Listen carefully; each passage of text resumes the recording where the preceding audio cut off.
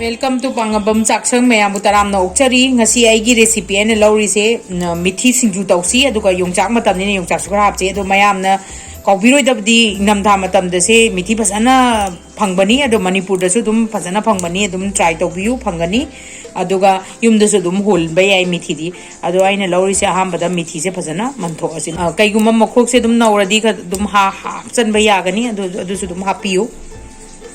aham bada si recipe se try to view.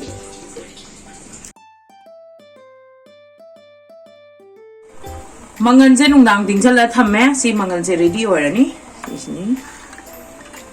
aina lawdori ba morok se morote mari lawre do morok ngang ba se taru tare muk lawre adongi chang matung ina dum lawbiu ha ba da morok se angang ba gai di sikai rasi yong chang ke de morok ngang na so na manadi tongna bani ado ai gi di morote pa so dum hapchal lage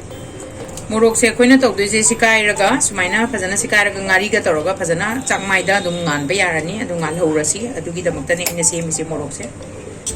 se aina tawri se morok tek padi mapum da dum oire ga igino habda morok ngang ba je to munba wai adu na sikai ri ni maram de adu ngari se ina chamtho abani ngari tare na trani pan ngari pikpa chang se lore sumaina dum chak ta ngan pikro Masai mangan se nudang ama tingba loira kanda phajana chamtho aduga khang da dum na roast tok tho asi phajana kang na ngau bido ngau doi ni in tok doi se maina ngau ras aduga alternate option am chulai mangan tok biro haira gana beson do adum kang na ngau su ya ngasi di mangal loine season ra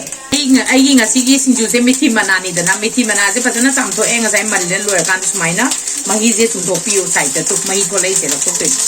sikang na koi gi mangan je dum sumaina roast dum tok biro aduga pop khaira bo tok doi ni mangan se si pop flower aganda si yarani to pop flower bahore si gi stage da muthat ka tabane te uji ai si stage da yarani pop khai rei se mama pop khai bahore dur muthat laura si si box maina ngopiu yong sak se aina singju gi damak ta lawba se yong cha ani lawre maina khetok ka dabani yong sak se khelorga ma pan gi do na si to ga na soi ge dabane khoi yong sak se kaw roi dabana amana yong sak ta asang ba pat se am te holoi dum ni yaw ga di phak ka doi ni aduna phajana maku khot pa ka da phajana seng na khot piu me yong sak se kopna ngasai gi phajana scan to lor ganda sumaina kopna soi ge dabani duga koi hujik matam se yong sak se lo shala bani na likhale e yong sak su yam naudre duna kopna dum soi biro aigi yong sak se ngasai gi maroi ne lori se phadigom se mallaga phajana soi rabani aduna aduga aina marina kopi khara laure spring onion telong mana maku telong mana se khara laure marina kopi si ka phajana chame si maka soira si maroi yamna yauri koi singju di mayam na su khangbi duni manam su nungsi rose lei duga hauso hawe duna maroi di dum yobiu avoid to biganu arei bai maroi mapang dum hapiu maroi na papi di hapna de singju da aduga kopna kopi di si janai aigi singju ngasi hawgodori chi si mangan sinani phajana sura si khonda subane hena mahau lei aduga mayam na matam lai bitra di grinder da sudum takthok pa yagani adum grinder da ta aga sudum ka sukaide adu aidi ngasi khon sida phajana sura doini sumaina sukadam mangan se koi khuching akpiu mangan je paithok rakani aduna sumaina tawdana koina singju se mangan je sumaina surok piras gi mithi mana je aina ngasai chamthok ki buje kitang amu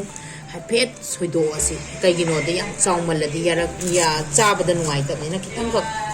sang matungina aduna sigi chang sida dum khara choktok adum soirasi akoina ngasi aina lauri se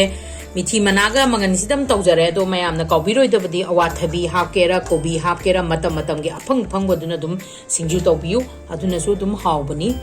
aduga aigi ski ready oire hojik mayan loi sujare mayan bududi tawi aduga sigi suju aina tawjari banga sigi mangan ga mithi mana ga siju try tawiu aduga maroi mapang phajana hapaka ina yong sak se matam oibani na hapjabani do si phajana tang di try tawiu senga sagi ngari ngan ki ba chakmai da ngan ki ba morok ga ngari ga duni adu laure adu morok se tongana site thambiro aduga thumje cham matung ina chamas amma makhai gi chang ga ina happy se chamas amma makhai kitang gwa takna adugi chang da hape aduga si morok se hana phajana noi ge dabani phajana mulan ge dabani aduna koina morok se hana mek ge dabani aina ngasi tawriba singju se amka su aigi channel already recipe ama yawbane adu si yembiu adu मीगी डेमान अमुक लापदगी सिगी मतम की ओइना मिथी अमसुंग सिगी डेमान लापदगी ऐसे सिंजू से recipe तौजबनी मोरोक से फजना मंगन सिगा हाना नोइबा लोरकांदा योंगचाक से अमुक नोइ होगदबनी कईगिनोदा योंगचाक सिदा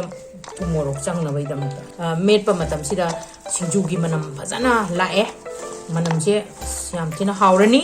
अदुगा मयामना सिगी मंगन सि मतुंग महुता बेसोनगा थ्रेडिंग का तौरसु या इन ngári की तौबने अदु आई ngasi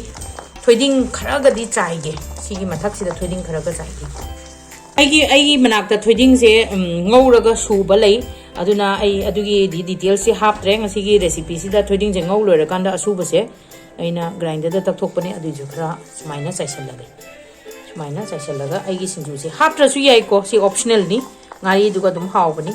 अदुगा सिगी मथक सिदा आइना ngसाकी मरोय आइना लांगजबा मरोय म्याम से चाइसलसी अदुगा आइसे मनम से याम नुंगसिरे सिंजू से यामना स्पेशली सिगी सिंजू से ट्राई तौबियु सिगी सिंजू से अदुगा लाइक अमसुंग कमेंट अमसुंग सब्सक्राइब तौबियु थैंक यू फॉर वाचिंग